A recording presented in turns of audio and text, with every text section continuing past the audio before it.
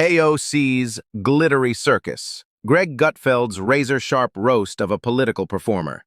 Buckle up, folks, because when Greg Gutfeld locks his satirical crosshairs on Alexandria Ocasio-Cortez, it's not just a commentary, it's a full-on comedic demolition derby. AOC doesn't just step into the political ring, she struts in like she's headlining a Broadway show, armed with buzzwords, Instagram filters, and a knack for turning every policy debate into a melodramatic TikTok saga. Gutfeld, the maestro of mockery, doesn't just critique her. He carves through her contradictions with a wit so sharp it could slice through a tax-the-rich gown. This isn't a debate, it's a roast, and AOC's the guest of honor, serving up a buffet of absurdity that Gutfeld devours with glee. Let's start with AOC's origin story, because it's the kind of tale she loves to spin. Born in the Bronx, raised in Westchester, she reps Queens with the fervor of a folk hero while sporting plaid and a backpack that looks like it's ready for a Himalayan trek. Her life's an open book, or rather, an open Instagram feed. Nothing's private. Every smoothie, every protest, every existential crisis is live-streamed for the world to see. She's not just a congresswoman, she's a content creator, a political influencer who's turned governance into a reality show. Gutfeld sees right through it, chuckling at the disconnect between her working-class warrior brand and her carefully curated social media persona. It's like watching someone fight capitalism while sipping a $12 latte. Gutfeld's genius lies in how he dismantles AOC's image without breaking a sweat. Take her 60 Minutes appearance. Quite the coup for a political newbie. She tossed out ideas like taxing the tippy-top earners at 60 or 70%, as if she'd just discovered the concept of progressive taxation in a college dorm at 2 a.m. Gutfeld doesn't just call it old news, he calls it prehistoric, the kind of idea that's been collecting dust since Bernie Sanders was yelling at clouds in the 80s. The media, though, laps it up, framing her recycled socialism as revolutionary. Gutfeld's response? A smirk and a quip. The past is sold as the future, and we're all supposed to clap like trained seals. AOC's Green New Deal is Gutfeld's comedic goldmine. It's less a policy proposal and more a fever dream scribbled on a napkin during a yoga retreat. High-speed trains to replace planes? Sure, because who needs air travel when you've got a choo-choo powered by hopes and dreams? Cows getting fined for farting? Why not? Let's slap a carbon tax on Bessie. Universal income for those unwilling to work. Gutfeld doesn't need to write a punchline. The proposal itself is the joke. He likens it to a 10th grader's extra credit project. All ambition and no math, promising utopia. Then there's AOC's economics degree, which she brandishes like a superhero's shield. Gutfeld marvels at how someone with that credential seems allergic to basic supply and demand logic. It's like she got her degree from a cereal box, he quips, because her policies defy the laws of economics like a toddler defies bedtime. She rails against capitalism while wearing outfits that cost more than a month's rent in her district. She champions the working class while jetting to climate conferences in first class. Gutfeld doesn't just point out the hypocrisy, he paints it in neon, making it impossible to ignore. To him, AOC's not a politician, she's a walking contradiction, a decorative candle that looks pretty but fizzles out when you need actual light. Her social media antics are where Gutfeld really sharpens his knife. AOC doesn't just post, she performs. Every tweet is a manifesto, every selfie a sermon. She doesn't argue policy.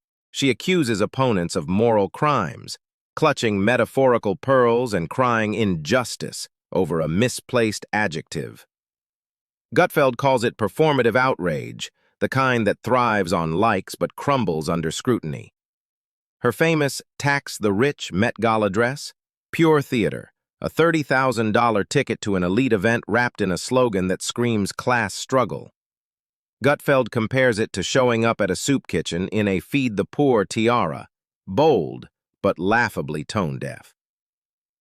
AOC's knack for turning every moment into a personal saga is Gutfeld's favorite target. A snowstorm becomes a metaphor for systemic racism. A policy disagreement is a full-blown assault on her identity. January 6th. She wasn't just there, she was nearly killed, or so she claims, spinning a tale so dramatic it could headline a Netflix special. Gutfeld doesn't let her off the hook, likening her to the Amber Heard of DC politics, someone who never met a situation she couldn't make about herself. He jokes she might claim she survived the Battle of Bunker Hill next, and the audience eats it up because the exaggeration feels just close enough to the truth. What makes Gutfeld's roast so devastating is how he exposes AOC's lack of solutions. Her plans are bold, sure, but they're as practical as a paper umbrella in a hurricane. She proposes trillion-dollar overhauls with the confidence of someone who's never seen a spreadsheet.